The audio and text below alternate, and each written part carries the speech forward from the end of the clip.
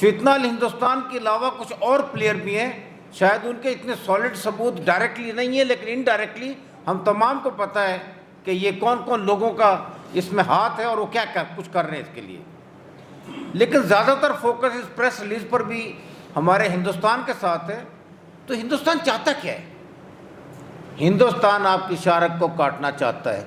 کیوں کرنا چاہتا ہے یہ؟ تاکہ کشمیری موومنٹ کو سپریس رکھے، نیچے رکھے۔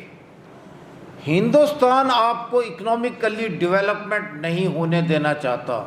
اور نہ صرف ہندوستان، اور بھی بے تحاشا پلیئرز ہیں جو ایک سٹرونگ پاکستان کو اپنے لیے خطرہ سمجھتے ہیں، لیکن انہیں یہ علم نہیں ہے کہ جو اتنے باوجود کم وسائل کے بنیان المرصوص میں ایک دشمن کو خاک چٹا سکتا ہے، اس کے دانت کھٹے کر سکتا ہے، تو انشاءاللہ اس ڈیولپمنٹ کا، جو کہ اگر ہم ایک نیوکلیر ڈیولپ کر سکتے ہیں، اگر دنیا نے ہمیں بہت روکا، تو میرا پورا یقین ہے کہ یہ سی پیک اور اکنامک ڈیولپمنٹ بھی ہمارا مقدر ہے، دنیا جو مرضی کرے۔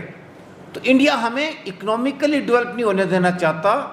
کیونکہ اگر وہ اس حالت میں پاکستان اس کو منہ کی دکھا سکتا ہے، تو جس دن اکنامکلی ہم ڈیولپ ہو گئے، مسلز اور سٹرونگ ہو گئے، تو مجھے پوری امید ہے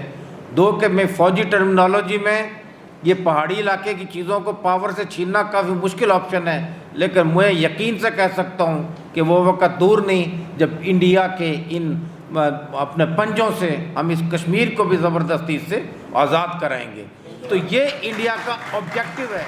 کہ آپ کو اکنامکلی ڈیولپ نہ ہونے دے،